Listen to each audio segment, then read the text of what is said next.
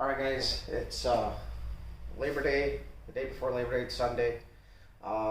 Yesterday, if you guys watched my video, I had mentioned that air in the summer is thicker and in the winter it's thinner. That was a big misconception on my part, and it makes sense the way I had explained it to myself, in the way I had thought about it was, you think about it like steel. Heat makes steel expand. So if it expands, it won't be able to fit in the same place the same. And if it shrinks, it gets quenched down, it's cold, and it'll fit more. You'll have extra room. And that was the way I always kind of thought about it. But actually, in theory, I'm wrong. A commenter, Mr. Something Outhouse is literally his name. He commented on there and he explained it to me. And in the video, if you guys caught that, I said somebody can correct me if I'm wrong, because I know that people have mentioned to me that I'm wrong about it, but they never really explained why. And then I actually did some reading that supported what he explained, and it made sense. So in the summer, air is actually thinner because it's compressed more,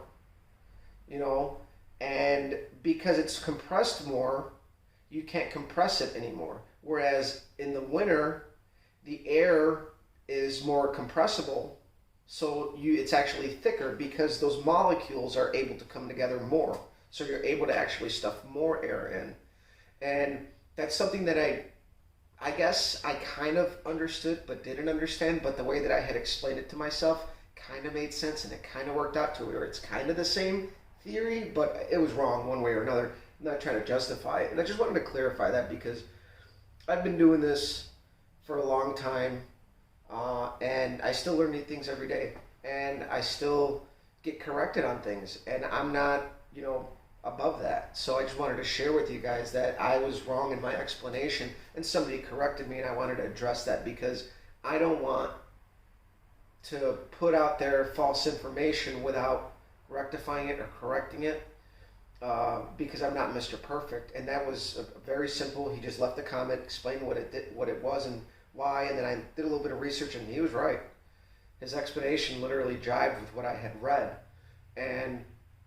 But in my mind, again, my whole theory was like, I'm thinking about it like steel, right? Molecules or whatever, which is, when you stretch the metal, you pound it, you're thinning out the metal, and it's stretching out. You're not going to be able to fit it in the same spot. So that was my theory. And when it's cold, it shrinks. You should be able to technically fit more metal, right? Because it's shrunk. But I was wrong. So that was that. And, I had mentioned, in the video, the recap, I'm going to do a true live cold start here on the carburetor, because I'm really curious what this carburetor is going to do on a cold start.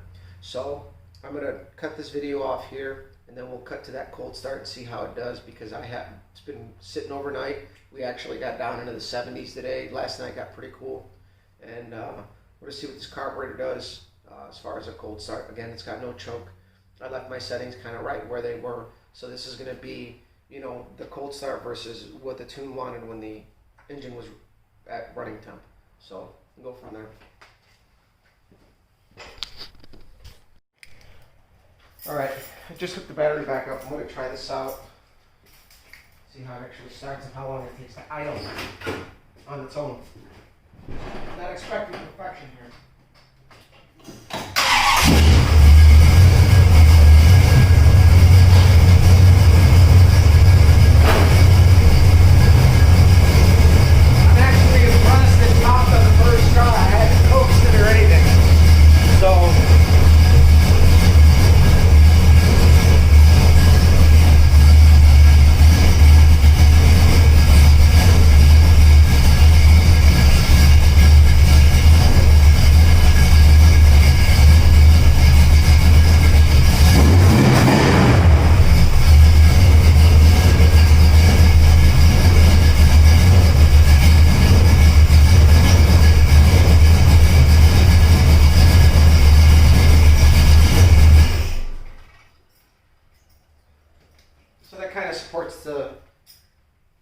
kind of had. The engine's colder. It's got a fatter tune, if you will.